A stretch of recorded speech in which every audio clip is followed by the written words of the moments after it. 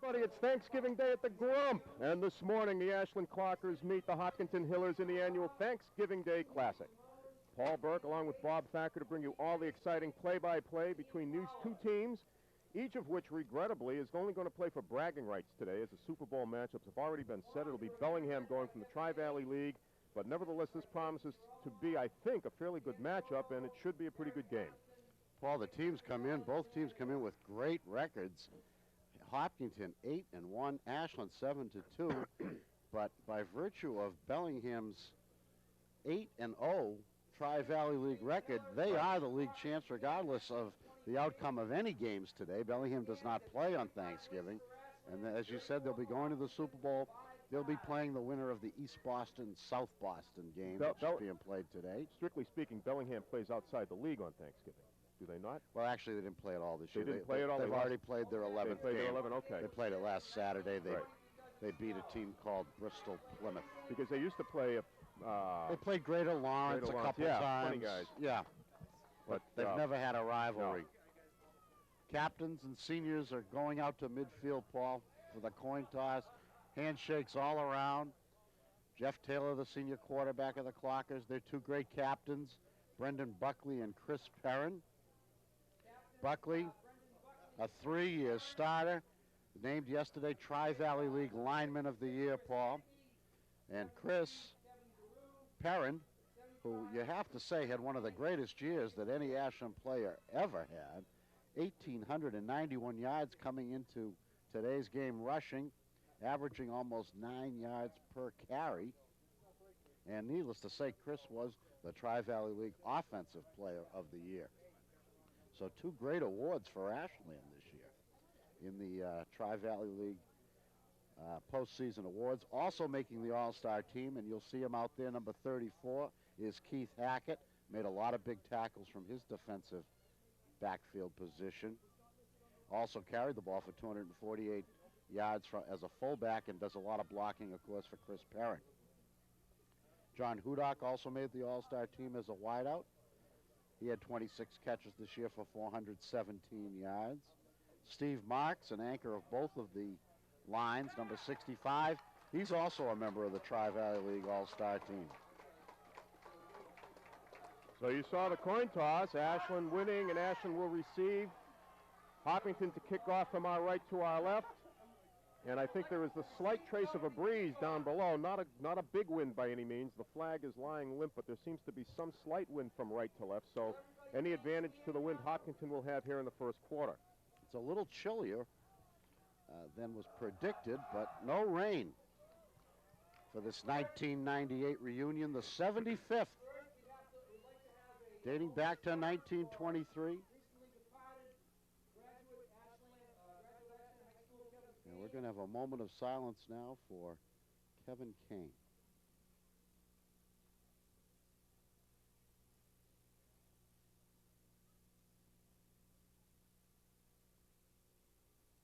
Thank you.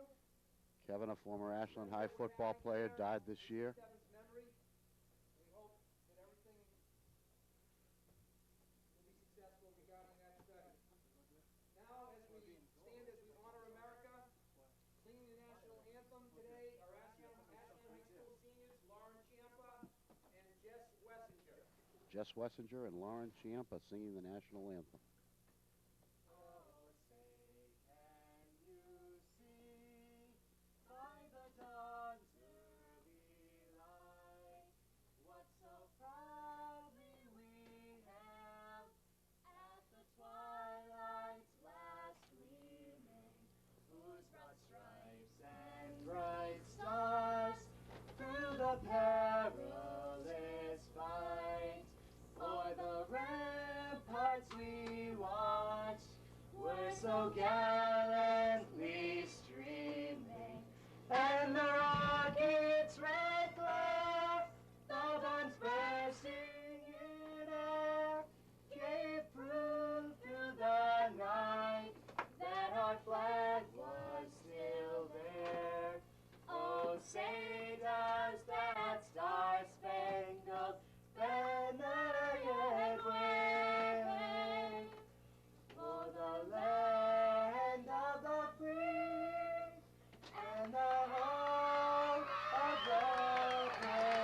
Nice job on the Star-Spangled Banner by the two seniors. Both teams very excited. Ashland won last year 27-16. A great come-from-behind win at Welch Field in Hopkinton. As 3 fourth-quarter touchdowns marked the comeback as the Clockers came back from a 16-6 deficit to win it. But it's a whole new team this year. The Clockers lost 16 out of their 22 starting positions, but this team has really stepped up and have had an excellent, excellent season. Their only losses are heartbreaking, 17-14 last second loss to Bellingham and a 20-6 loss to Millis. It was a sound thrashing by Millis, but the Bellingham game, except for 2 huge running plays by Bellingham, was certainly within reach. And it was a last-minute field goal, which was the difference in that game. And it was, to be honest, and it was a great show put on by Bellingham here that night. But here we go. It'll be number 30, Colin McBride, kicking it away for Hopkinton. He squibs it along the ground. It's going to be picked up short down there. This is number 40, Matthew Sousa. And Sousa hauls it out across the 46-yard line. 46-yard line, 47. It'll be 1st and 10. Paul, you mentioned the Millis game. That's one of the reasons I think they have to consider Hopkinton a favorite here today. They beat Millis this year. And their only loss came to Bellingham. They lost to Bellingham 19-8. Ashland lost 17-14. Well, they spot the ball at the 45. It'll be 1st and 10. Coming out for the Clockers, it's quarterback Jeff Taylor, number 12. He's got Perrin in the backfield, needless to say, along with Keith Hackett.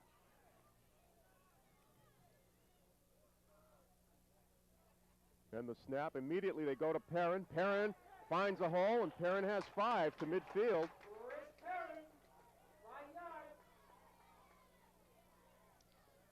Chris, an amazing season running the ball. 2 300-yard games, 6 200-yard games, and 1 100-yard game. And they have him at 1,891 plus those 5 here today. So it's 2nd down and 5. They come out. They send Dargeno wide to the far side left. Number 44, Dommings, is the tight end to the right side. And again, they come to Perrin, and he slips and goes down. Slipped trying to make the cut on what appears to be a pretty well softened up, muddy piece of the field. I think if he had gotten outside, frankly, he had some daylight, but he slipped and went down and actually took a loss of about 1. So it'll be 3rd and 4. Hope that doesn't affect him. Sometimes a slip like that can get you thinking and keeps you from going full throttle. Well, the middle of the field has been chewed up over the course of time. It's quite visible as much of the grass is gone. So anyway, we're in a 3rd and 6 situation. Perrin back to throw, throws it out. It's knocked down, incomplete. Knocked down at the line of scrimmage. And I believe it was Chris Stickney, 66, who got there to bat it down. So it'll be 4th down. And on a good defensive play by Hopkinton, they'll force Ashland to turn it over. Jeff Taylor was looking for his favorite receiver, John Hudock, that time. It's Stickney, one of the captains of the Hillers. Made a big play. They list him here at 6'1". John Hudock also does the punting, and he's set up for that right now. Low snap. Hudock handles it, gets off a pretty good kick. This will be effective as they're going to let it roll dead. As McCone was back there, 21, Jim McCone, who was the all-everything. They let it roll dead, and it'll be Hopkinton ball at the 15-yard line. The feature back of the Hillers is 21, Jim McCone, a 5'9", 170-pound junior. He has 1,400 yards and 14 touchdowns so far this year. The quarterback is Eric Tapper, number 2. He's got 8 TD passes this season, Paul. They don't throw much, but when they do, they usually get points. McCone and Sofaro were in the backfield behind Tapper, and they fake the pitch. They hand it off instead to McBride, and McBride has a big gain of about 12 yards as he crosses the 25-yard line. That was Colin McBride, number 30. He was the wing back. They faked the pitch to McCone and instead handed it to McBride. Everybody was looking for McCone, so that's a 1st down. McBride, 429 yards rushing this year, Paul, 3 touchdowns. So that's not the first time he's had the ball this season. He is a big part of the Hiller offense. McBride going in motion. And this time they do indeed. They hand it off. This is Solfaro. Or was it? It's McCone. It was McCone. I beg your pardon. It was McCone out to the 35, 36-yard line. They'll mark it at the 35. Solfaro is an excellent player, a younger player for the Hillers. And I'm sure he'll be a big part of their offense next season. This year he is the fullback, which is a blocking position on most teams. So an 8-yard gain, 2nd and 2. And they hand it this time to McCone. He has a hole. They grab him from behind, but he still picks up the first down as he ran for about 4, but it'll be first down just short of the 40-yard line. So Hopkinton with a sustained drive. Clockers have not found a way to stop them as yet. 3 plays, 2 first downs.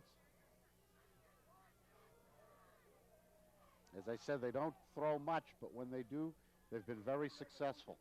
This time they pitch to McCone, and he's hit behind the line of scrimmage and decked.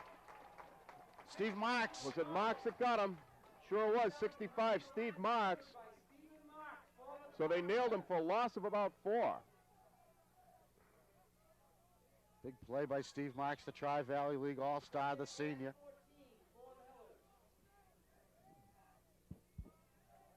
.6:45 to go first quarter. No score on Thanksgiving morning between Clockers and the Hopkinton Hillers. 2nd and 14 as Hopkinton has not gone out of that same set. And they fake the pitch again, and they hand it off to McBride. This time they spotted it. McBride picked up 2 or 3. It was the same play that went for about 12 the first time they used it, and coming from the opposite side, but the Clockers snipped this one out, and he picks up about 3 of the 4-yard loss, so it'll be 3rd down and about 11.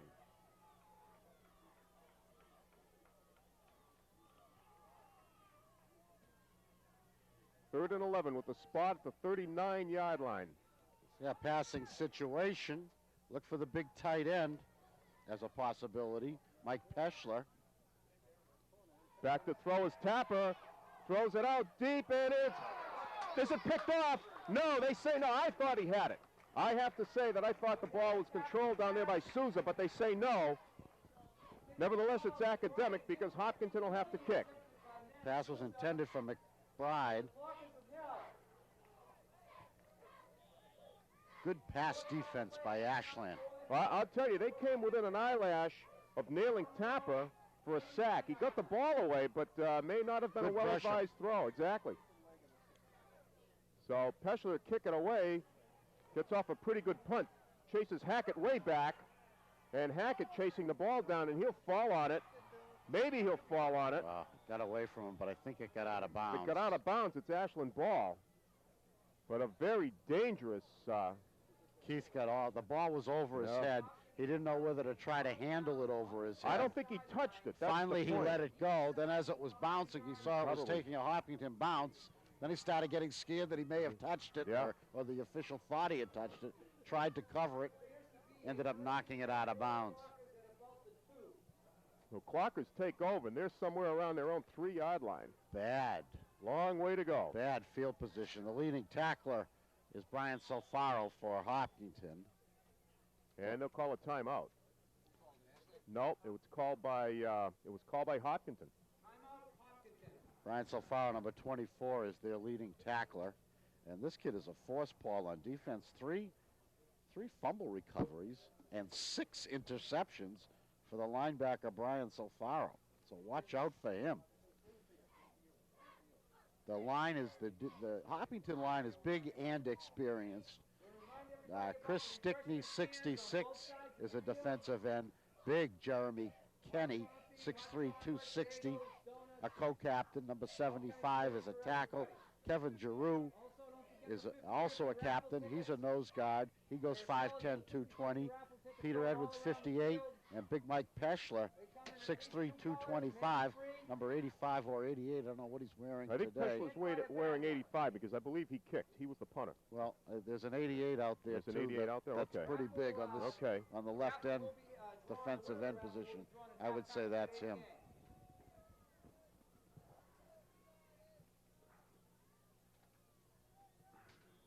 Well, here we go. Peschler is a kid that moved in from New Jersey this year. Can you believe it? A 6'3", 225-pound kid moves into your town, and he was a player. What kind of luck is that? Hand off to Perrin. Perrin had a little hole and picked up 4 or 5. So the quick hit inside by Perrin, and it'll be about a 4-yard pickup. So that'll bring the ball out toward the 7-yard line. It'll be 2nd and 6. We're at 5:15 to go in the first quarter. There's no score in this game. All right, they're going to send D'Argento wide to the near side right. Hudak is there in his flanker position. Perrin and Hackett set in the backfield behind Taylor. Again, they come to Perrin. And Perrin with a little hole. Maybe picked up another couple. I think he's beyond the 10. Let's see. They move the stick. They move it up to about the 12-yard line, so it'll be 3rd and about a yard to go. A good strategy, Paul. Deep in your own territory. Clockers letting Chris Perrin do it, just as they have all year. In addition to his yardage, Paul, tremendous scoring by Perrin this year. Clockers have 29 touchdowns. Chris has 27. Again, they send D'Argento wide to the near side right. It's the same set with Hudak, and again they come to Chris. Chris has a hole outside. He's got the first down, and finally they drag him down as he crosses the 20. No one player can bring him down, Paul. You have to have 2 or 3 defenders to bring him down. So that'll be the first down. They did it as Perrin carries across the 25, actually, to the 26. So 3 handoffs to Perrin and about a 23-yard pickup net. And it's first down Clockers, and they're out of harm's way, at least for the moment. Everybody in tight. And they hand it to Chris again. 5 more. And he got, yes, exactly, 5 more. Wow. Already 6 carries for Perrin. Yeah, on the first series that they had, and Perrin's coming out as Sousa goes in, on the first series, recall that he slipped right around this point on the field where it's quite muddy, quite beaten up after a season of football, but he did not seem to have any problems with his footing in those last 4 carries. They send D'Argento wide to the far side left. Sousa and Hackett are in the backfield behind Taylor. Taylor on the count. Taylor hands it off to Hackett, to Sousa, and Sousa's very close to a first down as he's out to the 35. I think he's going to be about a foot short. Perrin's right back in. Can't say enough about this Ashland High School offensive line, Paul. The center is the TVL lineman of the year, Brendan Buckley. The guard, Steve Marks, 65. Keith Pierce is 78. Tim McKay is 63. Chris Moraney is 74. D'Argento again wide to the near side right. Hand off to Perrin. This time he runs into traffic. He's going to get about, well, he might have the first down. Let's see. It'll be close. They say he's got it. He's got it.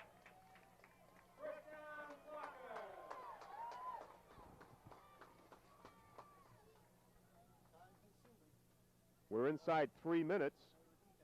They move the chains up, and the clock should start again as we're down to 2:50 to go in this first quarter. So Ashland with the advantage on the ground so far, as remember this drive started back on their 3-yard line.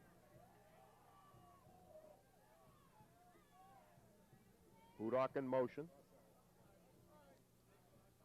Back to throw. Looking for D'Argento. D'Argento is open, but it's out of bounds. D'Argento came clear coming to the right sideline. He was covered down there by number 27, Ryan Fasandola, and he had daylight, but the pass was a foot or 2 past him and just out of bounds, right down around the 35, 37-yard line of Hopkinton. So nearly a connection, but instead it's 2nd and 10.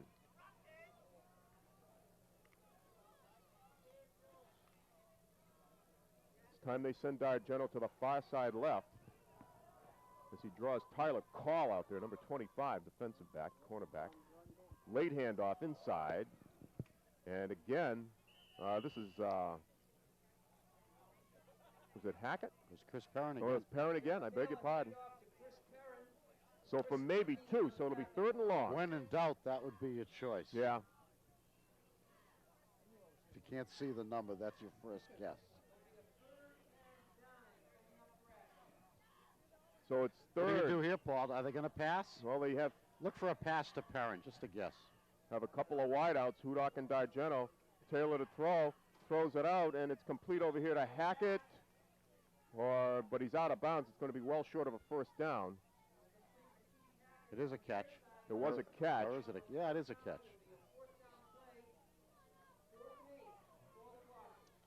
So he went to a backfield person that time, but not Chris Perrin. There may not have been a catch because they hardly moved the. I couldn't tell Yeah, if it was a catch. We won't even know because No. it's only an inch gain. So it's 4th and long. It'll be Hudak kicking it away, and McCone is back to take the punt. Good snap. Pretty good kick. High kick. McCone calls a fair catch, and he takes it in at his own 42-yard line. So Hopkinton, a 32-yard line, excuse me. Hopkinton will start off in pretty good field position with 1:41 to go here in the first quarter. And there's no score in this game. The Ashland defense includes another Tri-Valley League All-Star, the junior Nick Dommings, 44.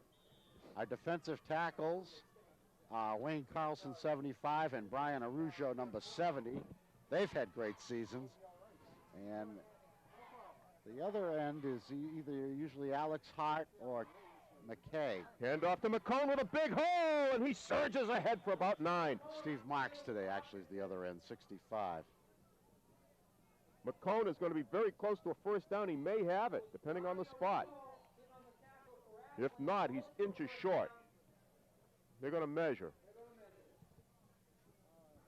You almost prefer they get it here because with a pickup like that on first down, it almost gives you a free play on second down.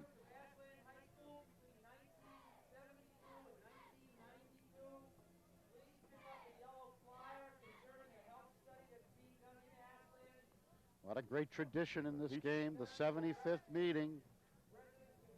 The Hillers are short as we see the referee hold up his hands. He's inches short. So. Ashland leads the series 35 wins. Hopkinton has 34, and there have been 5 ties. So 2nd and inches.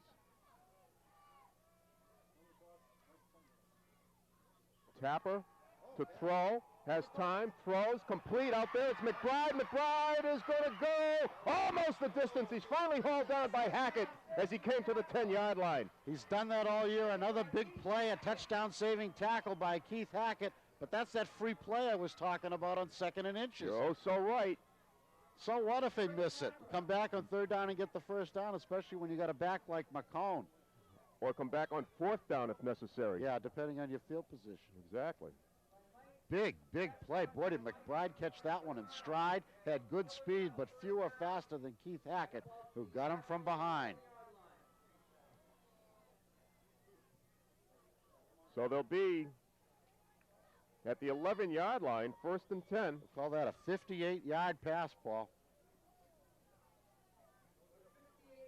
1st and 10. They hand it to McCone. He's hit instantly. Brendan Buckley. They might have gotten 1 or 2. Buckley inspiring his men.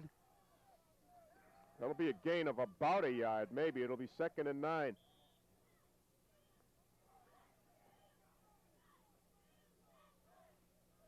Sean Hanrahan is number 1. Looks like he's playing strong safety.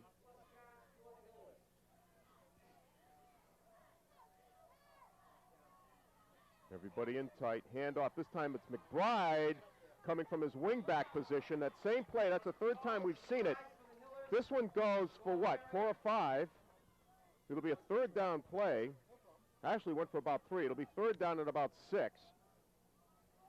Now they move it up a little. It'll be 3rd and about 5 from just about the 6-yard line. Hopkinton can get a first down without scoring. They'd be inside the 1-yard line. So it's 3rd and 5. 3rd and 5. First big play of the game. Tapper to throw, throws out, it's going to be incomplete. Yeah, when they get close like this, they always go to the giant tight end. That was Peschler, 88. He's got 5 of those catches, and he's got 4 two-point conversion catches after touchdowns. So in that short yardage situation when they're near the goal line, they like to go to him. But That pass was just overthrown, and he was covered also. He was well covered. But The he's ball big, was- you know. Yeah. He can be covered and still catch it when you're 6'3", working against smaller defensive backs. Topper threw it to the far corner of the end zone, and as you say, he was well covered, but no question it was overthrown. They don't try any field goals, Paul. They're No. going for it. So Peschler and McBride are wideouts. Back to throw is Tapper, throws it out there quickly, and it's going to be caught. Touchdown! And it was Peschler going sky high to take it down. He went up and brought it down over Matt Sousa, and Hopkinton takes the lead 6-0. Matt fronted him, and Tapper just lofted it over Sousa's head. Once it was over his head, it was all over. 7 yards for a touchdown. The Hillers are on the board. So Mike Peschler, the New Jersey transfer, the gift from the gods to Coach Dave Hughes this year, pays off on Thanksgiving Day. They set up to go for 2. Going for 2. And a whistle, and No play. I assume it'll be against Hopkinton because they stopped the play. If so, it'll back them up 5. Well, Peschler reinforces everything I ever felt about New Jersey. I don't know. He might be recruiting. Do you think he's recruiting down there? I Or? don't know. They had that a few years ago. They had that 300-pound Alex Rojas move in From New Jersey. mysteriously. Uh-huh. It's never Delaware, is it? So anyway, it'll be from Clockers the aren't ready. 8-yard line. Clockers aren't ready. It'll be from, excuse me, from the 8-yard line for the 2-point conversion. More of a passing type situation. I guess. Back to throw is Tapper looking across. He's got McBride. They got it. Well, those extra points, as we know in this series, can be very, very big. And Hopkinton's got 2 of them already, and they take an 8-0 lead, and it coincides with the end of the first period. So the teams will change side, and at the end of the first period, it's Hopkinton Hillers 8 and the Ashland Clockers nothing. Thanksgiving Day, 1998. Ashland and Hopkinton, the 75th meeting.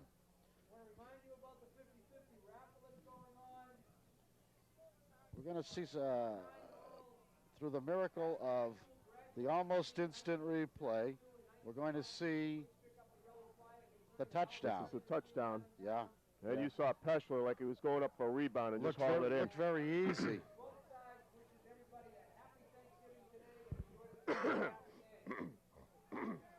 Now, what we have seen this season is when the Clockers do get behind, and they haven't been behind a lot, but it seems to inspire Chris Perrin. He gets a little mad, and he's brought them back on several occasions. Let's see what happens here. Perrin's set to get the kickoff from McBride. They keep it away from him. And it's just finally picked up over there by Hackett, trying to come to his right. He turns it upfield and finds a little bit of daylight. And he's finally dropped around the 27, 28-yard line. It'll be 1st and 10. That's about as close to a disaster on the kickoff as you'll ever get.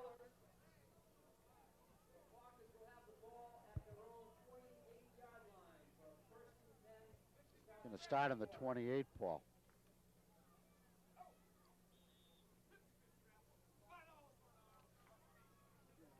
So the Clockers, behind in the game, will send 2 wideouts to either side. D'Argento to the far side right. Hudak out here to the left. Back to throw is Taylor. Being rushed, being cracked, and being hammered. Takes a big sack. He loses almost 10. And that puts the Clockers in an immediate hole here on this drive to start the second period. Already trailing 8-0, and now in a big 2nd and 20 hole. 2nd and 19, actually. Coach Maines wants to see some protection for his quarterback if he's going to call pass plays. So 2nd down and a mile. Taylor on the count. They pitch it back to Chris. Chris trying to sweep to the right side.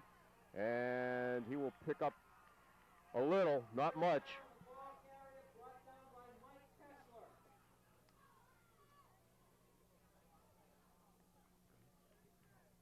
Gain of what? A couple maybe? Give him 2. So it'll be third down. Third and about 17. Very, very difficult situation for the Clockers, essentially a non-passing team. Hudak is a threat. Well, they send two receivers to the near side left, Hudak and Dargeno over this way. Hackett and Perrin in the backfield. Taylor wants to throw, and he's going to be hit. The ball is loose. The ball is loose, and they say it's Hopkinton.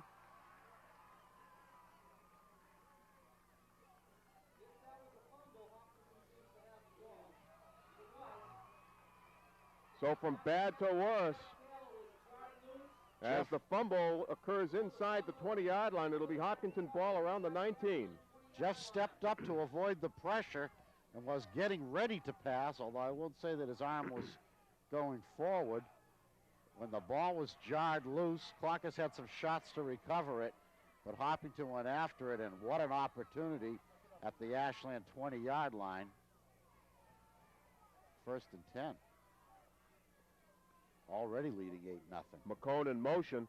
Tapper to throw. Looking deep for the end zone. He's got... It was McBride again. Good coverage by Hudak. Incomplete. It was McBride.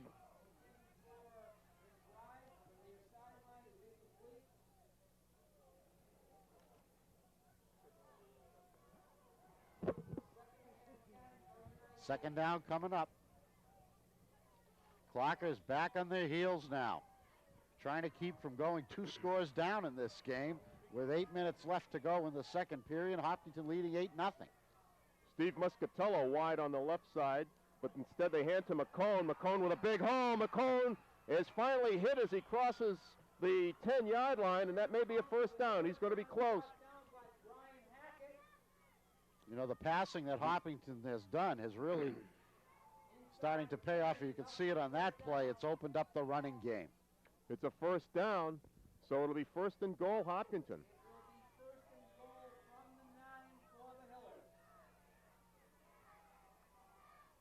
They send Peschler wide to the near side right. They hand to McCone, and he's hit and dropped right around the line of scrimmage. May have taken a small loss. So it'll be 2nd down. Good work there by Dan Phipps, number 60 in the game on the defensive line as the Hillers are in the red zone.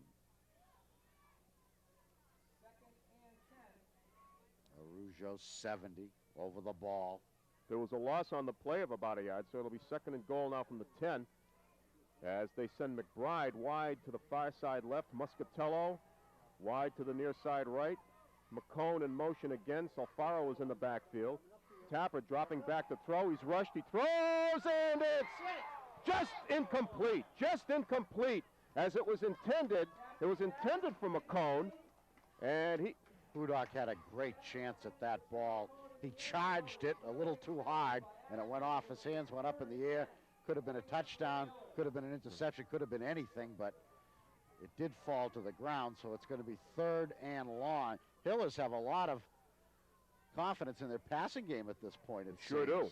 That ball was a well-designed play, but thrown into traffic.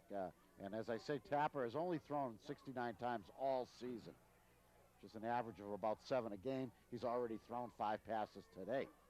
again, McCone in motion, again to throw as Tapper. He throws it out, and it's knocked away by Perrin. Oh, what a play by Perrin. What a play as Peschler was going to sky for it again, and Chris knocked it down. Chris wanted to think about intercepting that pass, but he didn't have a good angle, so he made the smart play. Got one hand up and out and knocked it to the turf. So it's 4th and goal from the 10. Clockers have held on 3 plays so far, 3 pass plays. And again, Hopkinton comes out, they show pass. They have 3 wideouts. They have 2 wideouts and McBride in the slot. Peschler is on the right side, Muscatello left. Handed off to McCone. McCone up the middle, and he's going to be stopped short. Clockers take it over. A good play, the draw up the middle in the 4th and 10 situation. I only get this way once a year. The Ashland defense closed dramatically. to take over just inside their own 5. Bad field position again for the Clockers. Last time they were down this deep, they dug it out till about the 30, 35-yard line before being forced to punt. But they're going to have to do it again. But right now, they're going to take a timeout and talk it over. Timeout Ashland. Well, you know, I spoke about the Ashland All-Stars. Hopkinton has many as well. McCone is an All-Star. Chris Stickney, Mike Peschler, the tight end that has the touchdown, he's an All-Star. Colin McBride, who caught the 50-yard, 8-yard pass, he's an All-Star. And Dave Hughes named the Tri-Valley League Coach of the Year. Dave, in his 21st year, 138 wins, 80 losses, and 4 ties. And he has an excellent record against Ashland, although the Clockers have won 3 of the last 4 on Thanksgiving Day. Well, you know, they had their backs to the wall. I'm sure they were all thinking of the worst possible scenario and managed to stick Hopkinton on 4 plays from the 9-yard line. Yeah, nice work, really. Coach And Maines, especially that knockdown by Perrin on that ball to Peschler. Coach Maines has to figure some way to get a big play here. And as it has all season, it's going to fall to Chris Perrin and the Ashland offensive line, who have really come of age this year. Here we go, 6:52 to go in the half. They bring D'Argento to the near side left. Taylor on the count, hand off to Perrin, and he'll bull straight ahead, picks up about 3 maybe, so it'll be 2nd down.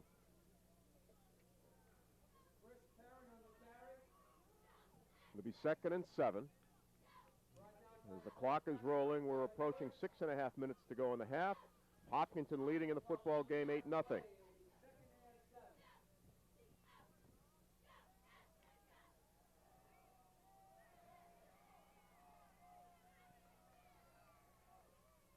Hackett and Perrin in the backfield.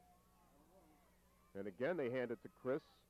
And again, he surges ahead. He may have another 3, but it'll be 3rd down. And I'm going to guess around 4 to go. 3rd and around 4. But I'll tell you, Clockers, their best strategy so far has been to keep the ball on the ground. I mean, when they've thrown, they've had trouble. And big trouble. Yes. Not a passing team. Nope. I mean, the first one was knocked down. There have been a couple of sacks, so. They're trying the right side behind McKay and Piers the last 2 plays. Let's see what they do here on 3rd and 4. Hand it to Chris again, and he's going to be still on his feet. Still on his feet, trying to fight his way to the down marker, but he won't get there. He's going to be short by about a yard. So it'll be 4th down and about 1, but they'll kick. They'll kick it out of there. Now Perrin could not quite surge forward to the 1st down marker. What desire. Now they're going to measure. Wait a minute. They're going to measure. Yeah, but it doesn't seem to be much short. question about it, Paul. I think it's just a question of how short. Measurement gives you a breather. It's 4th down. They're about a yard short, so.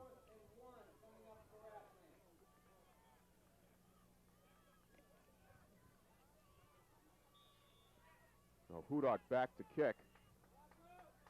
McCone is back, standing at his own, or at the Clockers' 40-yard line. It says this is John's 3rd punt of the day. Yes, indeed. Good snap. Gets away a pretty good kick. It's going to come to McCone, and he's going to let it roll. It takes an Ashland bounce, and they're going to down it right around the 45-yard line of Hopkinton. So it'll be Hopkinton ball 1st and 10 with 4:53 to play in the half, and Hopkinton leading in the ball game 8-0. Goes in the books as a 41-yard punt. No return.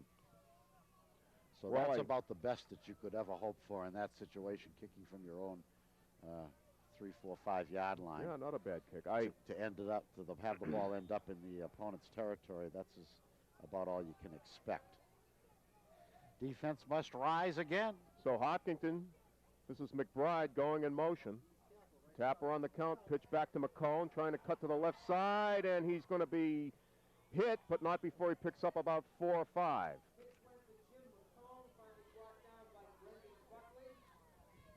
McCone made a couple of good cuts on that run. So it'll be 2nd down and 5 to go right at midfield.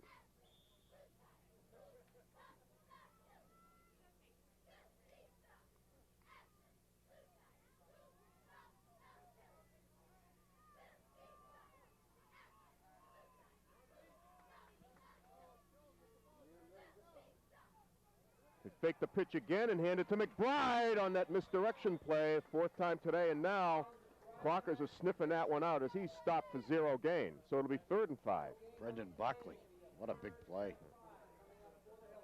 You know, they've gone to the well about 4 times. It worked twice. See if they keep it on the ground, Paul, if they go back to their newfound passing game.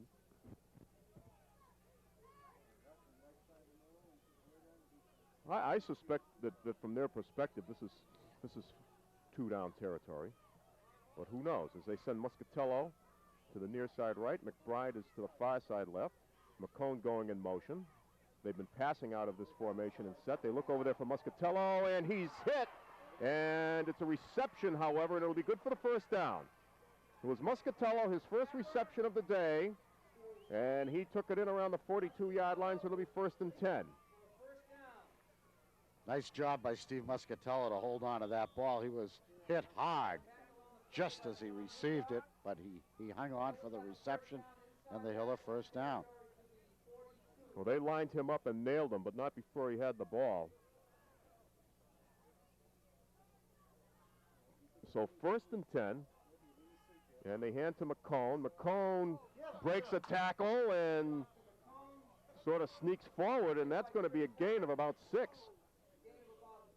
As he crosses the 40, and the line of scrimmage will be around the 36-yard line, 2nd and about 4. You don't want to give that kid a second chance.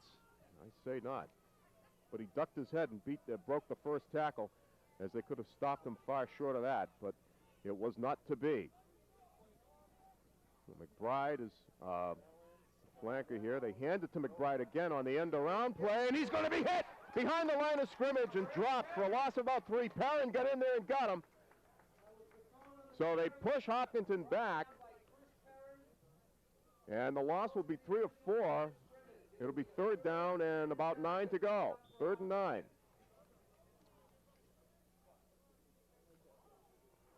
So Dave Hughes obviously wants to have McBride included in his offensive scheme. As he has all year, Paul. This is not new for the Hillers, but I would say this is 2-down territory, and if you're a quarterback or an offensive coordinator, you got to look at it from that standpoint. You don't have to get the 1st down on this play. Tapper to throw, pumps, throws, and it's incomplete. Intended over there for McCone. Defending over there was Hackett, Brian Hackett. Looked like quarterback Tapper was kind of in between on that play. I thought so. He didn't know whether to let him fly down the sideline and let it go or to try to thread the needle. Kind of got caught in between, ended up with nothing. So it's 4th and 9. And it appears that they will kick. Peschler is the kicker. Hackett back to take the kick, and Peschler angles it, and it's going to just make the end zone. Oh, that was slow motion. Yeah. As McBride was chasing it, but it just made the end zone, so it'll be a touchback, and Ashland will take it over on their 20 with 1:33 to go in the half. Clockers catch a break there. Not a good play by the Hiller special teams. Where were they? They just watched that thing roll in. They should have had it surrounded.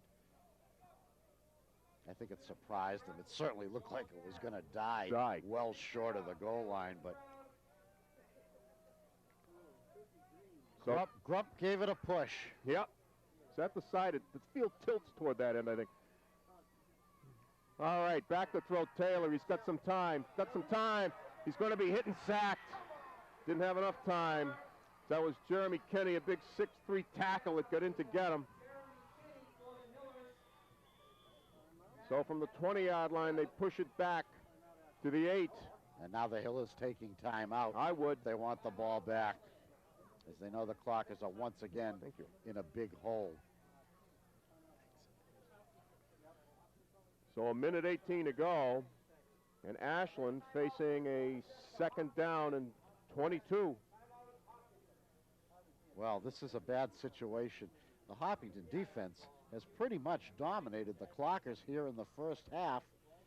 It's only an 8-0 game. The Clockers would be thrilled with 1:19 left to go and the ball on their 7-yard line to get out of here, get in the locker room at halftime, Well, down only 8-0. Especially after that play. It's hard to believe, but that's your goal now, is to get into that locker room down just the 8 points. But they're going to have to make a couple of plays here, and if they don't, to get first downs or a first down, they're going to have to hold the Hillers off one more time to accomplish that goal. Well, I would assume that the Clockers will do running plays from here and try and use up a little bit of the clock. They won't be able to kill the clock because Hopkinton will call timeout on You got to figure the Hillers got 3 timeout left, so Yeah. you're not going to use up any time on the. No. Of course, it will make them pass when they get the ball if you make them use up their timeouts here.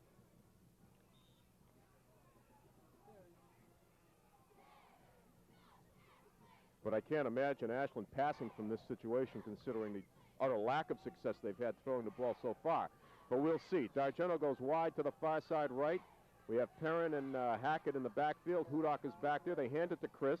Chris trying to come outside, and he's still on his feet and finally put down by Kenny again as he came to about the 10-yard line. So a small gain. Hopkinton, of course, calling timeout. The game is forward progress. He was lucky because he was still on his feet when he was nailed back at the 5, and the ball probably should have been spotted back there, but the game is forward progress on the initial run. So it'll be 3rd and 21. When play resumes, but this is a very, very bad situation for the Ashland offense. I'd like to pick up a little bit. I mean, under the circumstances, 10 yards Hudak would be kicking out of the end zone. Right. Even a 10-yard gain would be a big, big play here. And from Hopkinton's perspective, they can give 15, and so what? Right. So, but then their field position won't be quite as good. But they still, there's 1:11 on the clock, and of course time was called, so the clock will start when the ball is snapped, and we assume that Hopkinton still has another timeout to play with. Yeah, I think they have 2 timeouts. That may be. 5 per half in the Tri-Valley League. So Ashland showing dual wideouts as Hudak goes to the far side right, D'Argento to the near side left. Perrin is in the backfield. They hand it to Chris. Chris has a hole, and he's still on his feet. He won't go down. Finally, he won't go down as he picked up about 6 or 7 to about the 15-yard line. So it'll help a little. It'll help a little as Hopkinton calls timeout with 1:03 to go. The spot will be at the 14. It'll be 4th and about 16 to go. So clearly Ashland will be kicking from this point. At least they don't kick out of the end zone. And with any luck,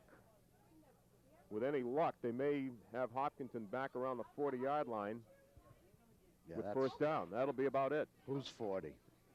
The Ashland 40. Yeah, I think that's the Ashland 40. That's a safe prediction. I think you can't hope for too much better than that at this point. Now McCone is back to take the kick. He's waiting. He's standing at the Ashland 45-yard line. You would love to have no return on this no matter where it goes, because McCone, of course, very, very dangerous. So then the clock, of course, will stop on the change of possession, I believe, at least till they move the 6. It will. So Hopkinton will have some time to play with here in the first half. So Hudak to kick. He's standing right at the goal line.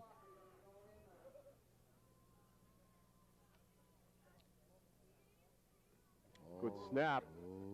But he gets it out of there, and it's going to sail, as we said, right to about the 45-yard line. McCone on his feet, and he's hit, and he's going to be nailed as he gets to the 41.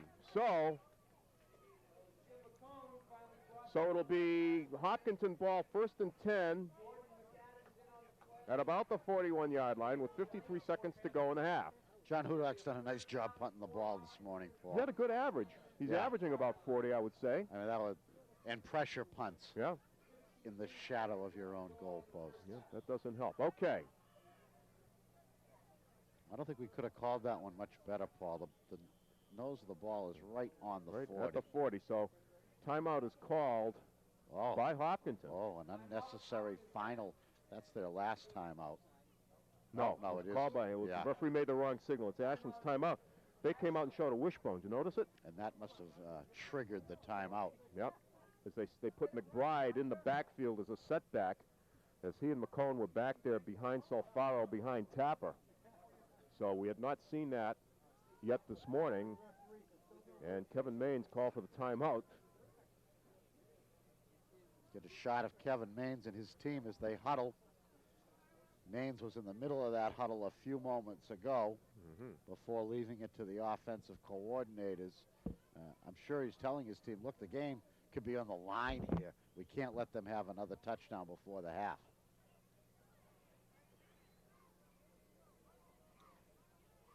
Number 43 out there for Ashland is Brian Hackett, the brother of Keith Hackett. He's really come on this year at defensive back. Has really played excellent. Along with John Hudock back there, number 16. Clockers play their linebackers up pretty close for run support. Hanrahan has stepped up, the sophomore getting a lot of playing time. Well, Hopkinton going back to their conventional ways as they bring Muscatello wide to the near side right, McBride to the far side left. McCone in motion, Tapper to throw, throws it out to McBride. He hauls it in, breaks a tackle, and finally goes down after he picks up about 8. Hopkinton calls a timeout. A good play. A good play. If he hadn't broken that tackle, it would have only been a 1 or 2 yard gain. But it gets them a little yardage. It gets them a little confidence in their passing game as well, which is clicked very well. 4 completions for Eric Tapper. I don't think a lack of confidence has been their Achilles heel here today. On the final drive, though, it's nice to complete one. I know. In your 2-minute drill, so to speak. It did force them into their final timeout. I believe they have no more.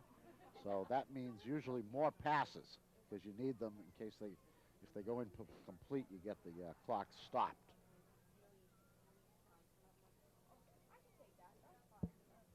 Big crowd at the Grump today, the annual Thanksgiving Day game. The field completely ringed, the stands filled to capacity. The college kids home. Nice story in the Middlesex News tonight about the games of the past, the players of the past games.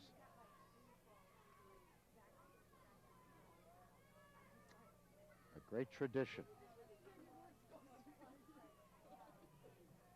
Single wide out is McBride to the far side left. Back to throw is Tapper. He's looking that way, and he's going to be hit and sacked! They got him! They got him back around the 45-yard line. Danny Phipps didn't give up on that play. He kept coming, and he got the big sack. Cowboy Wayne was there as well. That's about an 11-yard loss. And the clock is running, and we're down under 20 seconds. That could be it. The Hillers can't stop it. Tapper has the play. They're going to get one more play off as we go under 10 seconds. I don't know. Well, he wouldn't be hurrying unless he was going to try. No. They're not ready. They're not going to, maybe. They got it off. He's going to let it rip. Throws it out there deep, looking for Peschler, and it's intercepted by Hudock. Hudock has a lane down the left side. Hudock on his feet, needs one block, won't get it.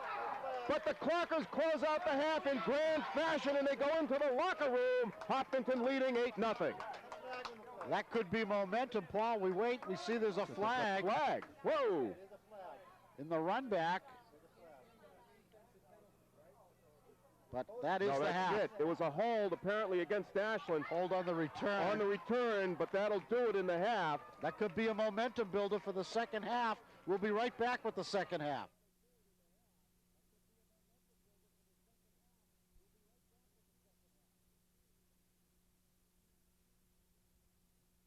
Okay, back for the second half. Hopkinton's going to take it to start the second half. They have an 8-0 lead. Thanksgiving Day 1998, Ashland and Hopkinton, the blue against the green. First half stats, Chris Perrin, 55 yards on 13 carries.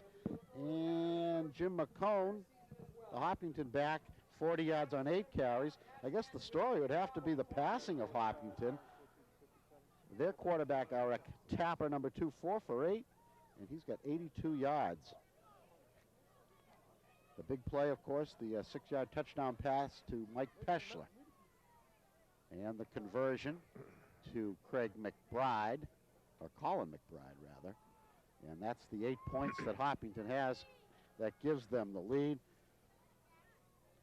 And the Clockers are in the locker room a long time at halftime, very slow coming out. So they are going to be primed for this second half. A big interception by John Hudak to end the first half. We'll see if that gives the Clockers any momentum. Well, if history is a guide, just remember the second half of the game last year up in Hopkinton on a freezing windy day. And it was a turnaround that one would never have dared predict. Paul, you know, saying, I'm sure that Hopkinton, I'm sure that they have this in the back of their minds. When you're down in at the half, very seldom does a team that's down at the half come back to win. I can't remember the last time the Clockers did it, but they did it last Thanksgiving Day. Well, it's a squib kick, and it's going to come up to Muscatello, 22. Steve Muscatello winding his way upfield. He's going to be hit, and he's going to be dropped at around the 32-yard line. So it'll be Hopkinton 1st and 10 from their own 32. They lead in the game 8-0, and the second half is just underway. Ball is on the Hopkinton 34-yard line. It's the 1st and 10 for Hiller.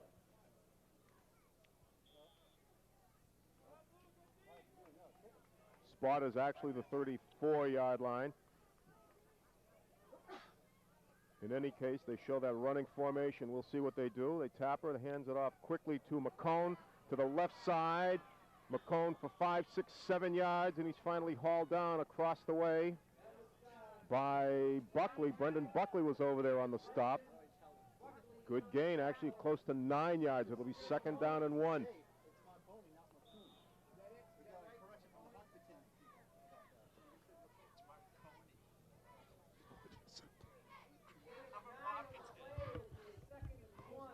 So it's 2nd and 1. Okay, it's Marconi.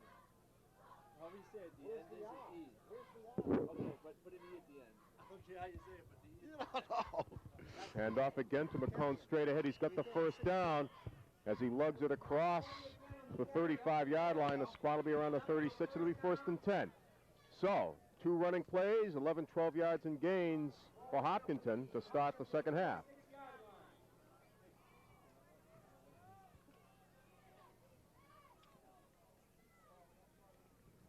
So Hopkinton gets their offense started well in the second half.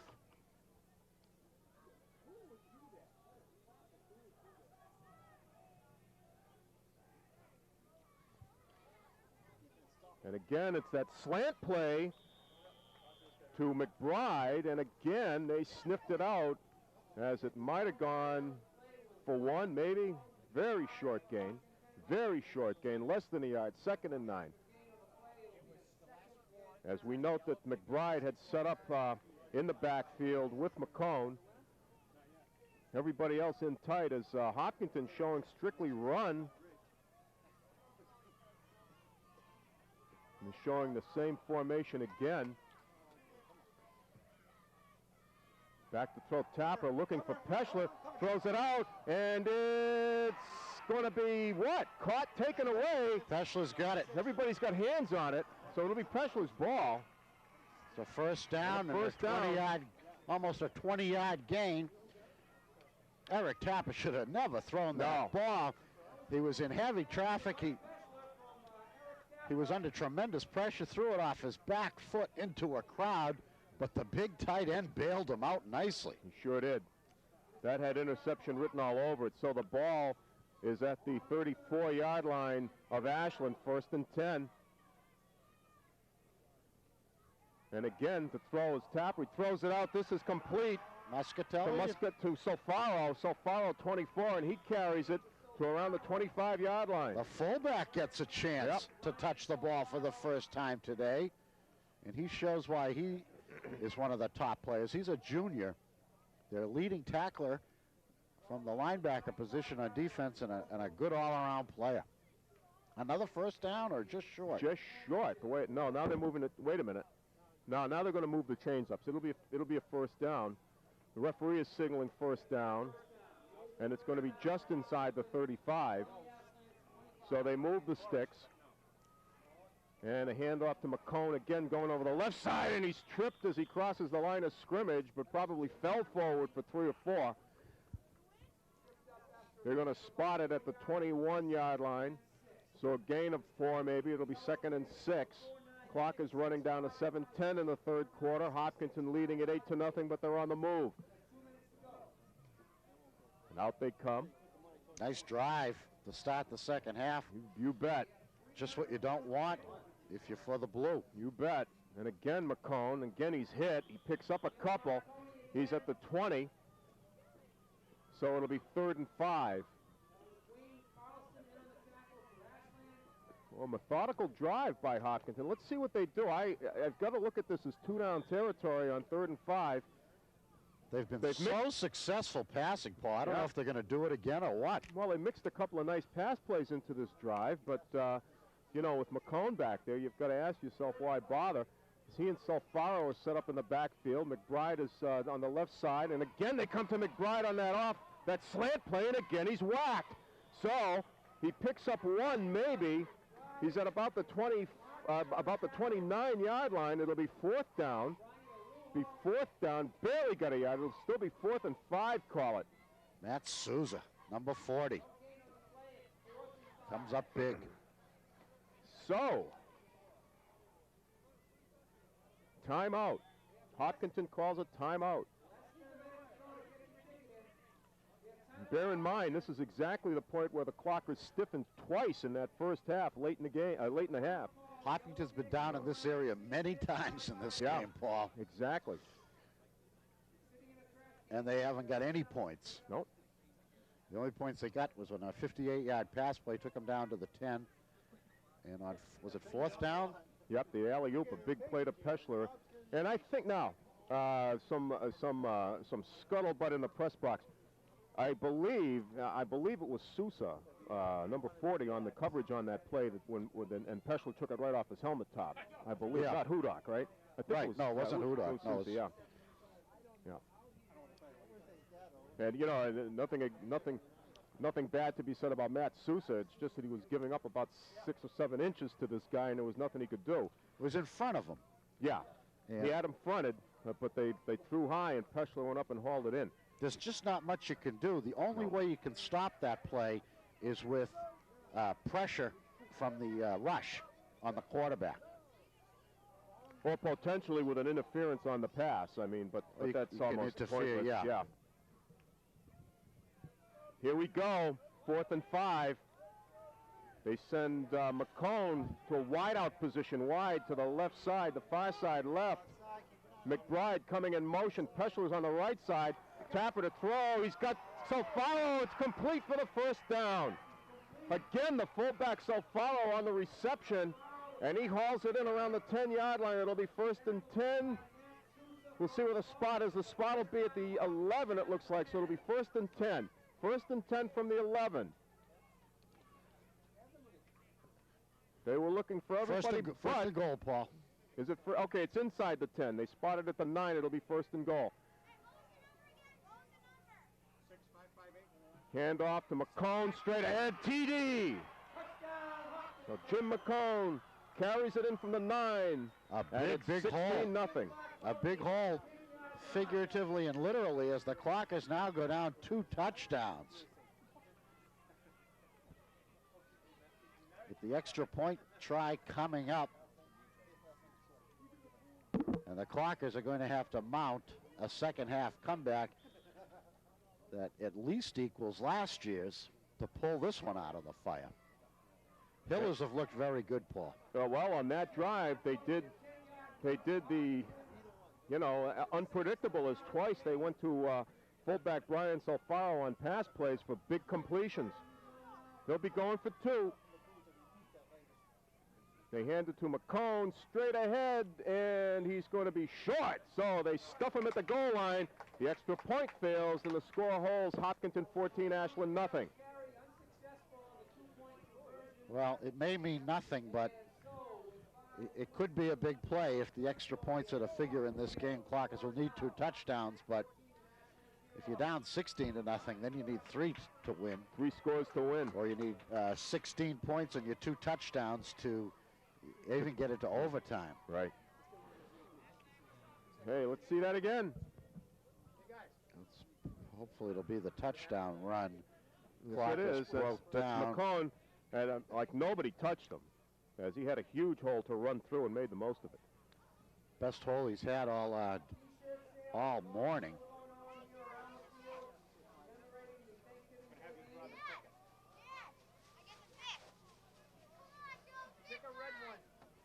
So this will be another adventure in kickoffs, as Hopkinton has been kicking short. They've been kicking very short, and despite the fact that Perrin, Hackett, and Hackett are back deep, they may not get a sniff of this. Pesha will kick it off. McBride will kick it off. I beg your pardon. McBride will kick it off. And again, a short kick. It's going to come up. This is number 48. That's Jordan McAdams. And he actually carries it ahead to the 41-yard line. So it'll be 1st and 10 Ashland at their own 41. 5:19 to go, third quarter. Ashland down by 2 touchdowns. It's 14-0 Hopkinton in the Thanksgiving Day Classic from Grump Walker Field. Well, still plenty of time for Ashland, but they need something to get their confidence on offense, Paul. They need it quick. Need a play. They bring D'Argento wide to the near side left. Perrin and Hackett are in the backfield. Hudak is there. They hand it to Perrin. Perrin has a hole. Perrin surges ahead for about 5. He carried half the defensive line with him, but he picks up 5. It'll be 2nd and 5.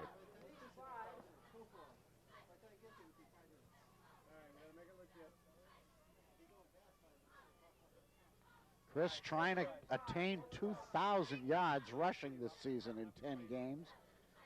Needed 109 yards coming in. He's got 60 so far. And they're going to be tough yards. Indeed. They send D'Argento wide to the far side right this time. Hackett and Perrin in the backfield. This is Hudak coming in motion. And again, they hand it to Perrin. Perrin coming left, hit instantly, and may have churned ahead for a couple. Maybe. It'll be 3rd down. That was one to bounce outside on, Paul.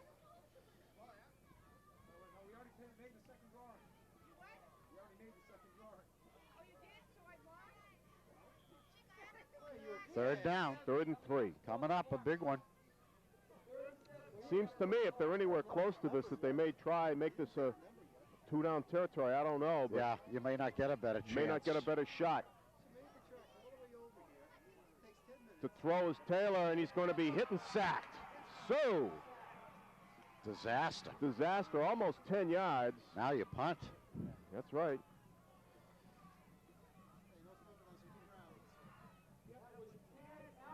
Clocker's trying to surprise the Hillers with a pass play on 3rd and short. They're going to mock the knee. They're going to say he actually touched his knee down right back just about at the original line of scrimmage, which was the 41-yard line. So it's 4th down. Hudak will kick. McCone back to take the punt. Good snap. Hudak handles it. Gets away another pretty good kick. McCone backing off. Calls for the fair catch. Lets it roll. And it's going to take an Ashland bounce, and they're going to down it at the 25-yard line. So it'll be 1st and 10 at the 25.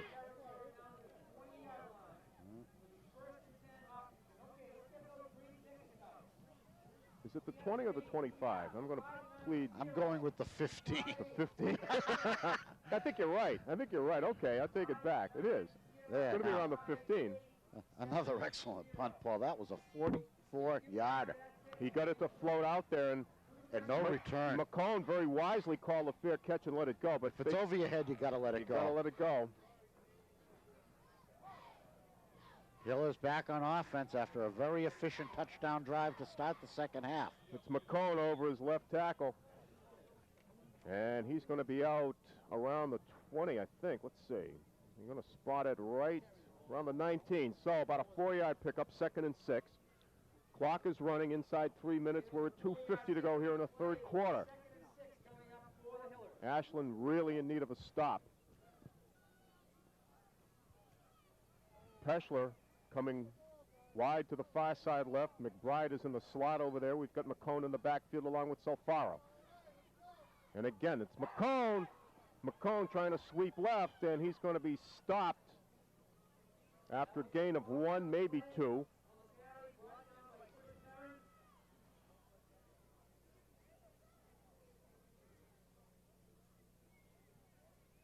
So it's about a yard pickup. It'll be 3rd and 5.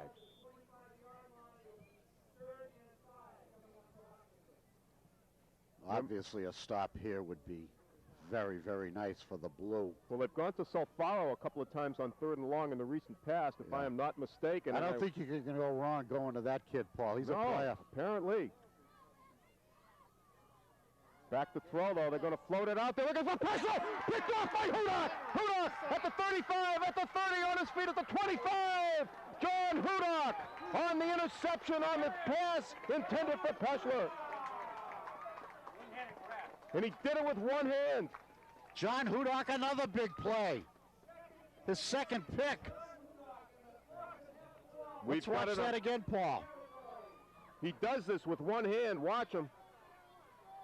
They floated out for Peschler. Look at that. Hauled it in with his right hand and turned it upfield.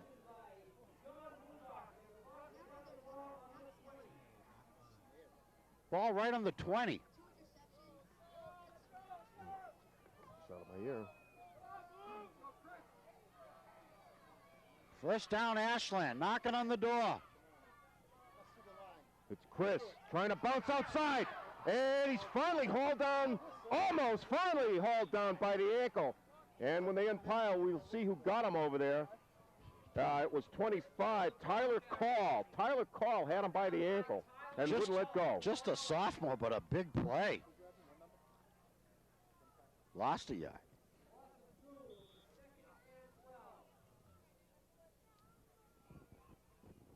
Loss of a couple, 2nd and 12 as Perrin desperately trying to bounce outside to the left, couldn't get there. Ashland's got to capitalize this drive, Paul. They got to get some points. Got to get something out of this. You're exactly right. Taylor on the count. Hudak coming in motion. Taylor pitches to Perrin, trying to come to the right side, sweeping outside, turns the corner, stays on his feet, down the sideline, and I think he went out of bounds. He went out of bounds right around the first down stick. So it'll be somewhere around the 10. And let's see, it looks as if he got a first down. It'll be 1st and goal. The spot will be around the 9-yard line. Chris's second longest run of the day, a 12-yard gain, and Ashland is 1st and goal.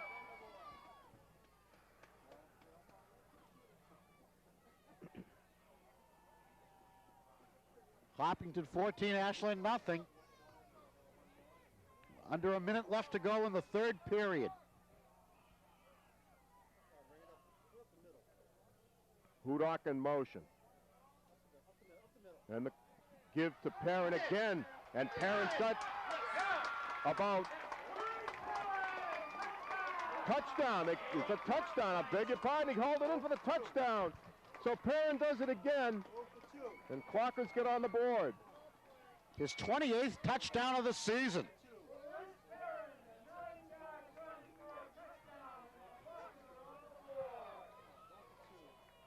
(14-6). Arujo's in. They're going to try for 1.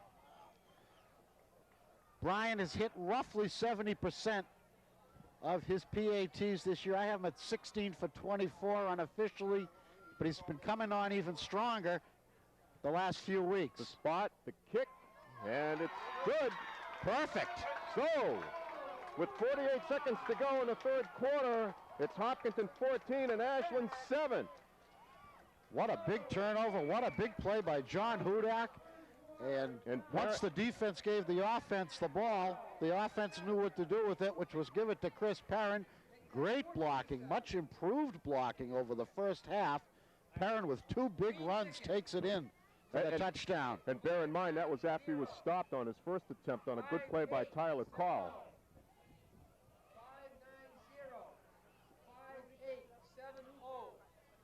590-5870. So we have a ball game, 14-7. An important kickoff coming up and an important series for the Ashland defense coming up.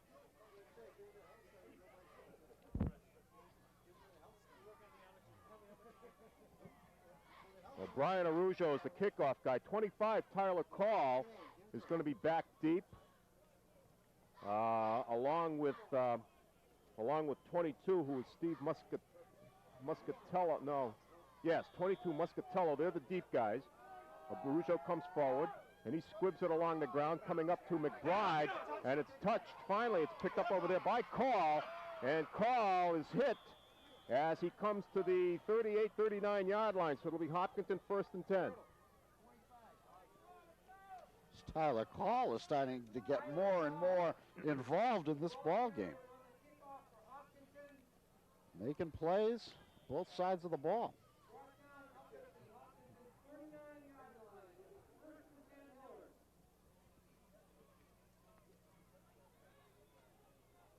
So Hopkinton with a game on their hands as they bring Solfaro, McBride, and Peschler all to the right side. Pitch back to McCone. He's coming right, and he's hit and stood up. McCone picks up about 5 or 6 before he was hit. So it'll be 2nd down. Gained about 4 on the play, maybe 5. So it'll be 2nd and 5. Down to 18 seconds in the quarter.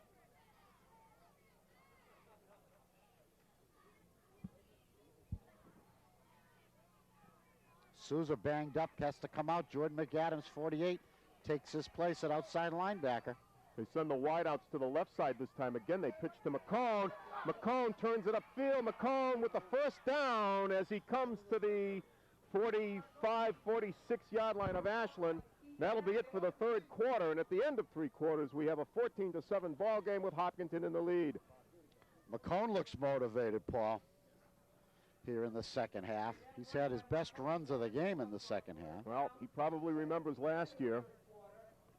Some people are saying he pronounces his game actually McConey. So I think Al Capone had that same problem. Did he come from Hopkinton? Well, the south side. Oh, I see. Paul, I'd like to congratulate our producer and director, Bruce Stearns, and his great crew for the job they've done in the games this year.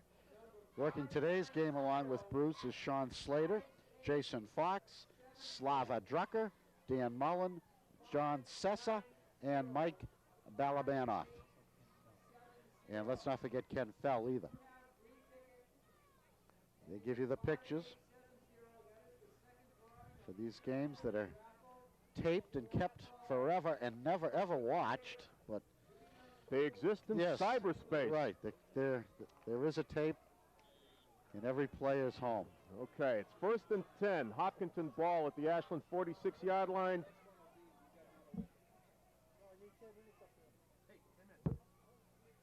Ten minutes to go in this ball game. Handoff to Solfaro, and he's hitting deck. Well, it was McCone. I beg your pardon. And he picked up a couple, so it'll be, no, picked up a yard maybe. It'll be 2nd and 9. Ball squarely at the 45. Coach Hughes, after that interception, has abandoned the passing games thus far. Can't blame him.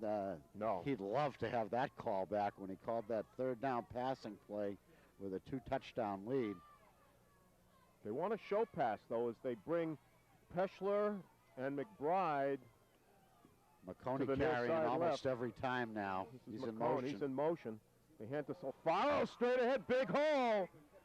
And he surges for 4 or 5 as he got inside the 40-yard line. The spot will be around the 39, so it'll be 3rd down and about 3, 3rd and 3.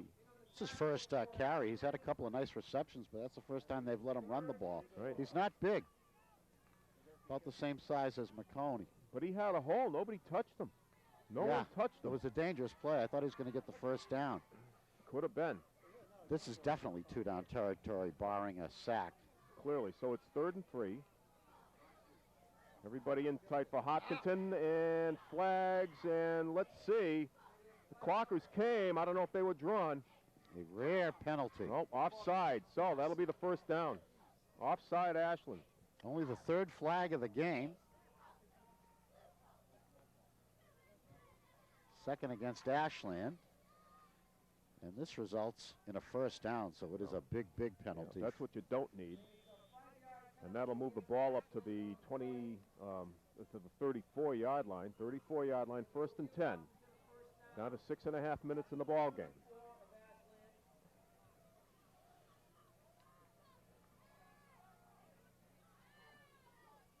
Snap, handoff to McCone. Big hole on his feet. McCone heading for the end zone and hauled down by Perrin around the 5 or 6.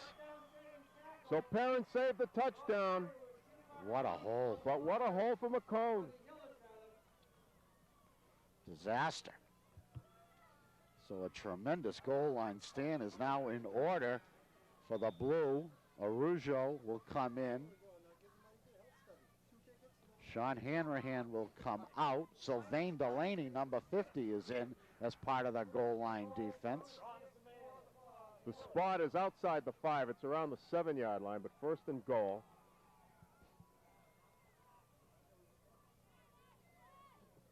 Handoff, and was McCone again, predictably, and he's around the 6. He's around the 6, so a short pickup. He's over 100 yards today now, McCone, with that big 30-yard scamper to give the Hillers a 1st and goal, which is now a 2nd and goal at the 6.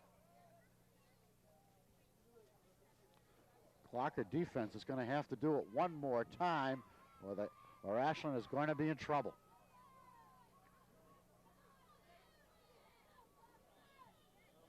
And flag. Has to be offensive. I would think. It is indeed the false start. Illegal procedure, call it what you will. So that'll cost them 5. A big 5, Paul. Yep. So that'll bring the ball out to around the 11 or 12-yard line where it's still 2nd and goal. A very big 5. So penalties have come into play here in this drive. One against Ashland, and now one goes against Hopkinton. Only 5-yard penalties, but both very painful.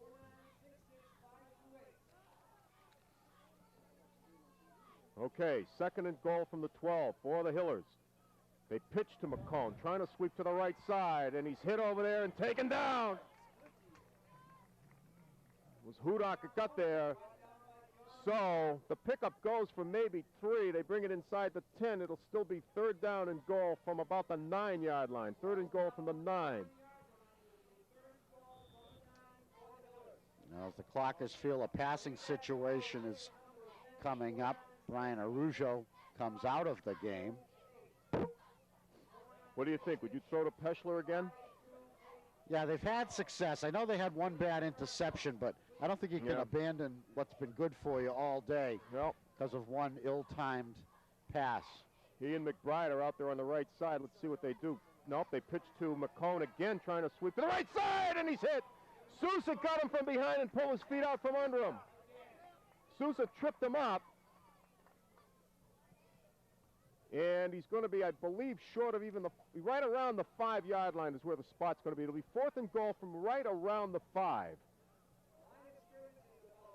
Sousa tripped him up from behind on a nice play. So here we go. 4th down. 4th and goal.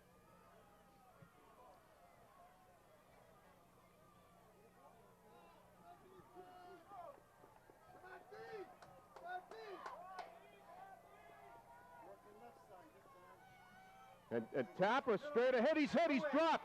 He was surprised by the snap, and he was hit and dropped maybe around the 4, but it's going to go over on downs. Was that a trick play? I hope not, because I think he was just stunned when the center snapped the ball into his hand. Tapper stood up as if there was a whistle on the play. That's what I thought. Then started towards the end zone, and the Clockers converged and take over on downs once again inside the 10. So the deal is, folks, Clockers have about 95 yards to go, plus an extra point to tie this ball game, and 5 minutes to do it in. 5 minutes, 18 seconds exactly.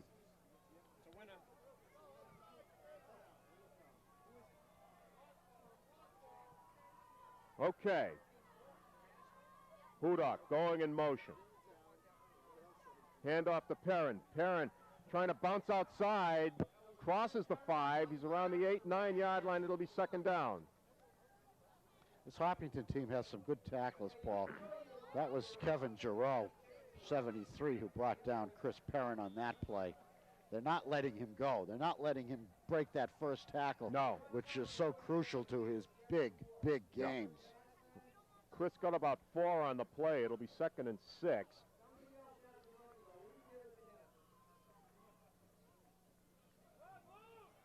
Chris approaching 90 yards on the day. They No hand flag, it off again. no flag. The Perrin again trying to come outside to the left. And he crosses the line of scrimmage. He crossed the 10. He may have picked up a couple. So it'll be third down. The spot is going to be around the 11-yard line. It'll be 3rd and 4. 3rd and 4 for Ashland to keep this drive going. Clock is running inside 4:15. 4:15 to go in the ball game.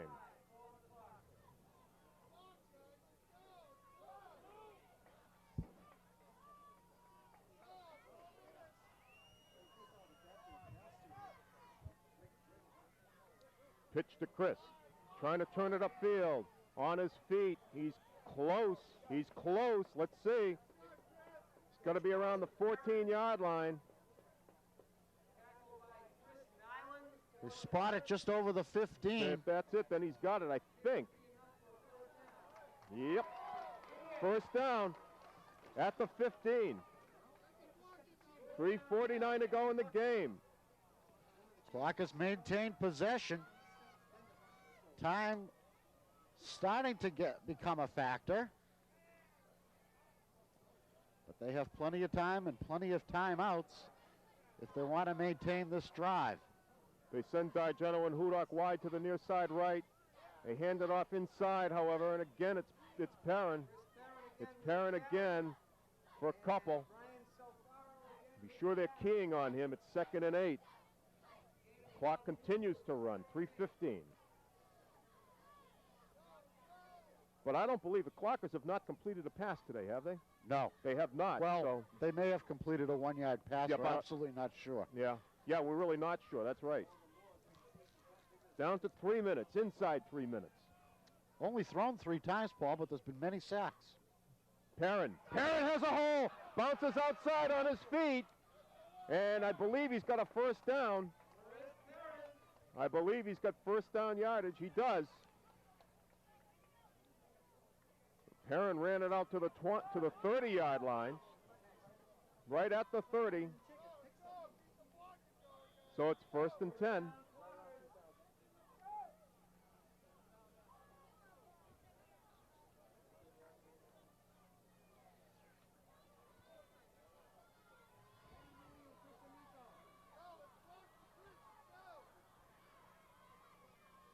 Perrin again on the pitch, trying to sweep to the left side. Has a couple of blocks, has another first down.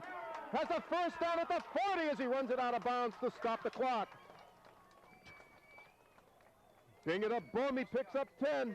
That gives him 2,000 yards, Paul, on the season by my stats.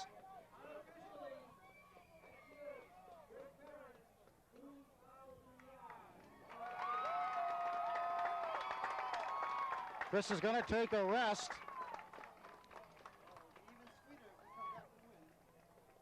Ball at the Ashland 40, 2:24 to go. Another first down. Handoff. This is Hackett. Hackett has a couple. First carry for Hackett. Clock running.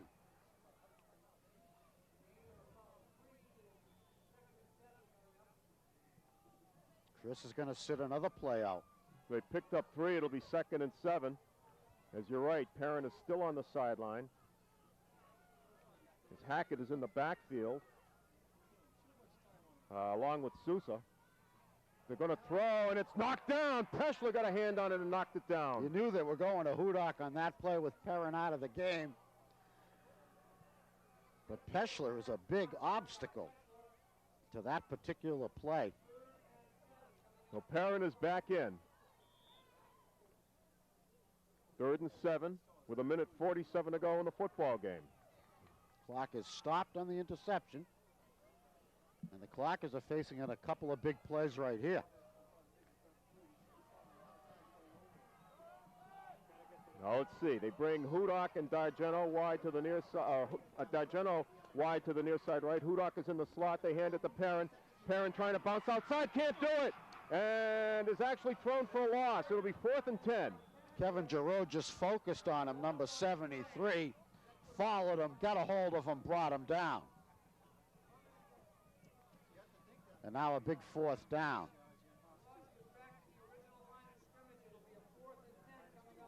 So timeout on the field. Clockers are going to talk this over. Bottom line is they have 1:39 to go, but immediately they need 10 yards. That was a big play, that second down play by Peschler knocking down that pass. Hudak was open. It may not have gone for a first down, but it was going to get him pretty close with 2 tries added for Chris Perrin. When Peschler got in the way of that pass, that changed everything on this drive. It sure did. And the Clockers may be down to their last play of the season here. 4th and 10 at the 40, trailing by 7, 14-7. 1:39 left to go, Thanksgiving Day 1998.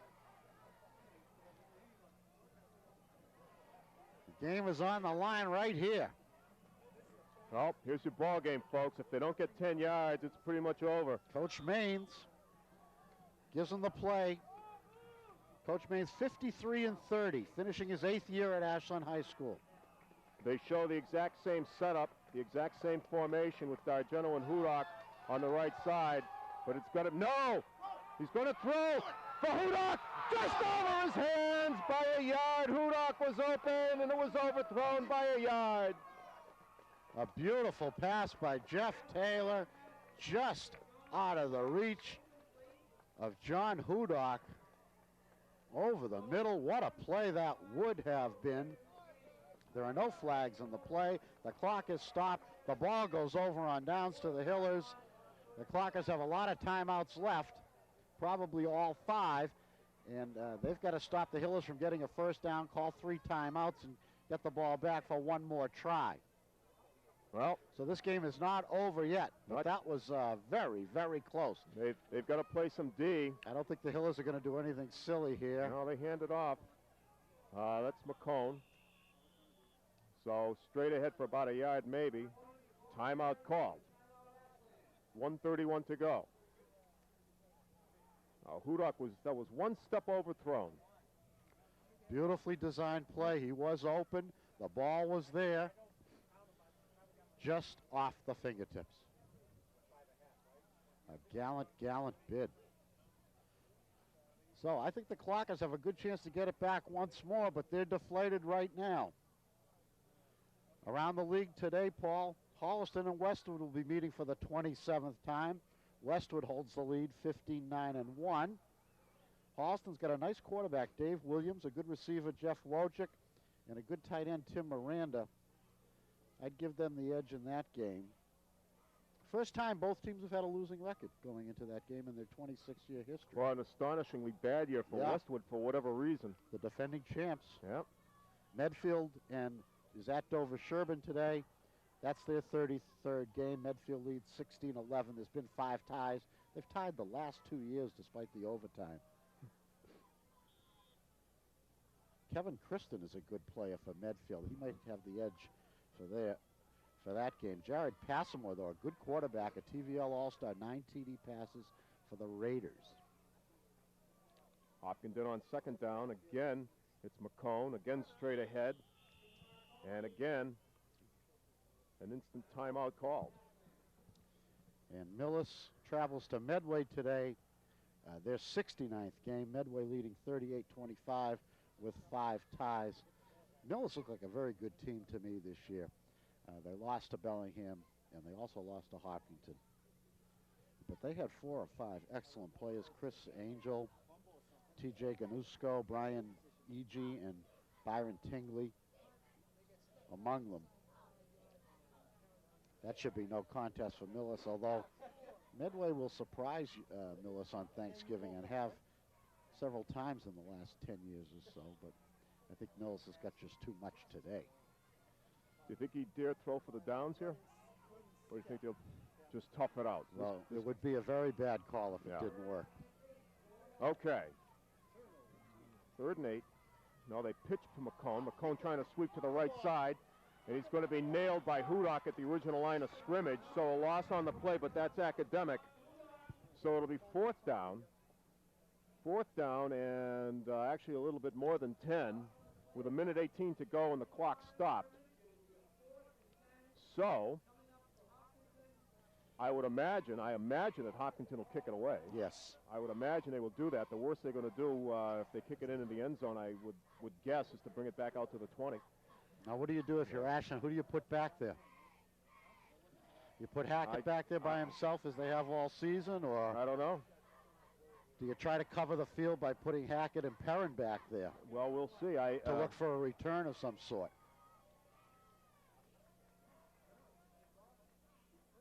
Or does it make you susceptible to a fake of some sort if you do that? Well, well, Hackett's going back alone, so it appears. So, I mean, a more interesting question is, will they rush the passer? The punter. I mean, the punter, excuse me. See what kind of a rush they put on. I can't see that as being terribly effective either. That's too dangerous. But Pesher will kick it away. High snap, the tall guy. They do rush him, but he gets the kickoff. Hackett is going to pick it up down around the 5-10 yard line up to the 15, being chased from behind and hit and dropped. So Ashland will have their last gasp. And it's going to be at about the 20-21 yard line. About the 16 yard line, excuse me, about the 16, 1st and 10. So they have 1:06. They have 1:06 to play with.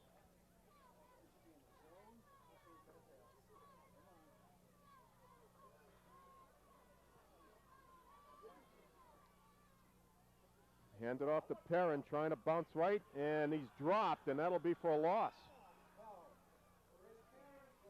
Well, I think he lost a yard maybe, so it'll be 2nd down. As we're down to a minute, as Ashland again calls a timeout.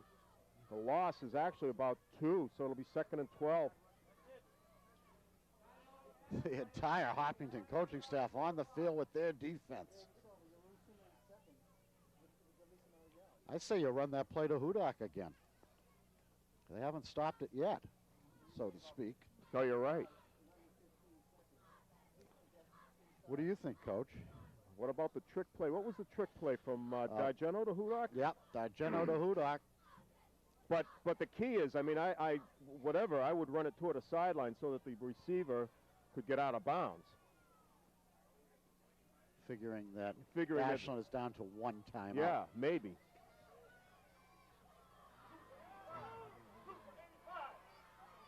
Oh, we'll see. 1 minute straight up to go.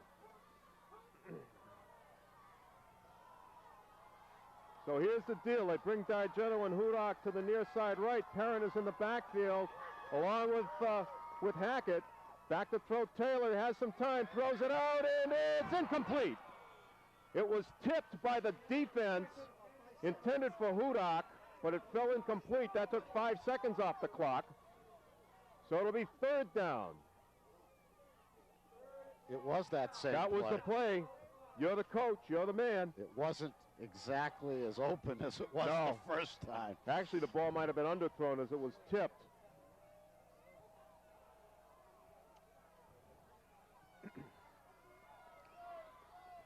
Clockers come out in the same formation. Taylor to throw it again. Has time. Throws.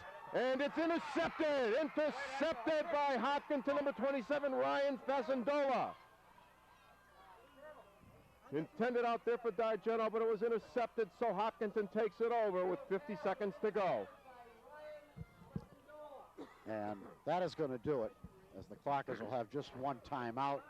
They'll have a play or 2 here and a couple of knees, and the game is going to be over. The 75th Ashland Hopkinton Thanksgiving Day game is heading into the history books, and the series will once again be evened up at 35 wins apiece.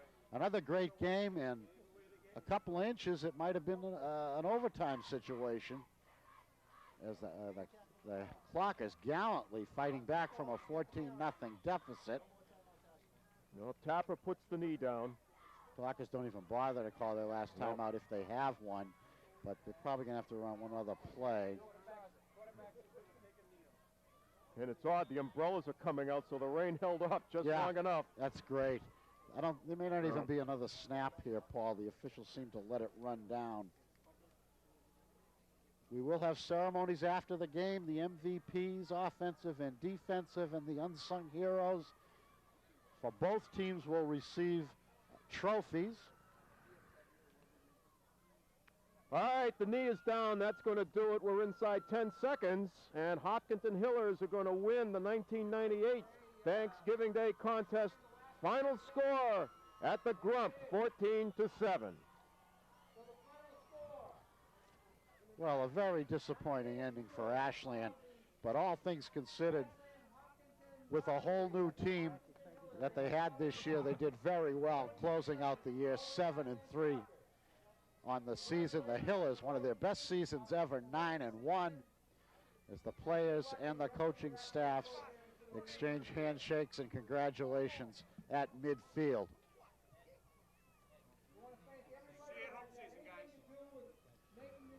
But as the rain starts, we're not going to have the ceremony for you. We'll get those awards winners to you next year at the first game. That's when we'll wrap that up.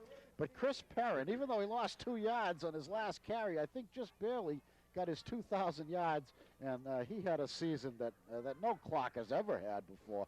28 touchdowns, 2,000 yards rushing, and that'll have to be the legacy of the 1998 season.